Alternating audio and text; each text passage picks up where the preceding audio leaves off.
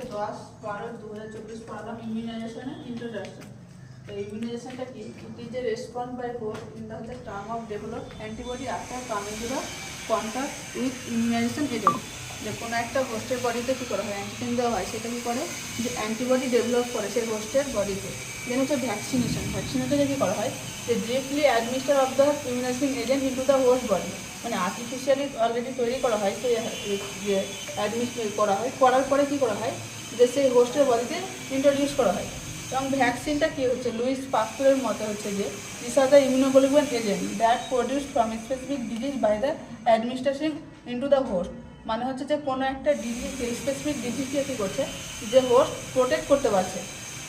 দেন হচ্ছে type of vaccine. Vaccine হচ্ছে দুই ধরনের হচ্ছে এখানে, একটা হচ্ছে লাইভ ভ্যাকসিন, একটা হচ্ছে কিল ভ্যাকসিন।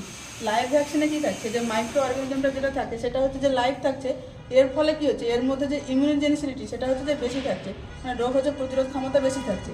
কিল ভ্যাকসিনের ক্ষেত্রে এখানে হচ্ছে যে মাইক্রো অর্গানিজম থাকে সেটা হচ্ছে কিল থাকছে, তুলনামূলক হচ্ছে যে কী হয় যে লাইভ ভ্যাকসিনের থেকে হচ্ছে যে কম ইমিউনোজেনিসিটি থাকে।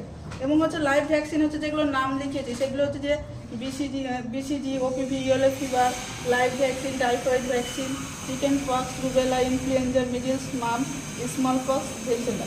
এগুলো হচ্ছে যে এক একটা স্পেসিফিক ডিজিজের বিরুদ্ধে কী করা হয় যে দেওয়া হয়। এগুলো হচ্ছে অলরেডি পড়ানো হবে পরে যে ইমিউনোজেনিসিটিতে যে এই জিনিসগুলো কিসের জন্য কোন ভ্যাকসিন দেওয়া হয়েছে। দেন হচ্ছে কিল ভ্যাকসিন। আরেকখানে যেটা লাইভ ভ্যাকসিন হচ্ছে যে প্রেগনেন্সির ক্ষেত্রে কন্ট্রাইন্ডিকেশন থাকে, শুধু হচ্ছে যে টাইফয়েড, সব ভ্যাকসিন হচ্ছে এখানে কন্ট্রাইন্ডিকেশন শুধু হচ্ছে যে ইয়েলো ফিভার ভ্যাকসিন হচ্ছে কি দেওয়া যায় প্রেগনেন্সির ক্ষেত্রে। দেন হচ্ছে কিল ভ্যাকসিন। কিল ভ্যাকসিনের নামগুলো হচ্ছে যে hepatitis A, B, cholera vaccine, diabetes vaccine, IPV, pertussis হচ্ছে যে মেনিঙ্গোসিস, বিসিবি, ডিপিটি, এগুলো হচ্ছে যে সব কিল ভ্যাকসিন। দেন হচ্ছে আমরা যে কিছু টার্মস লিখিয়েছি সেগুলো হচ্ছে যে আমরা একটা বাচ্চাকে কখনো ফুললি ইমিউনাইজ বলবো, কখন কমপ্লিটলি ইমিউনাইজ বলবো, কখন লেফট আউট বা ড্রপ আউট বলবো।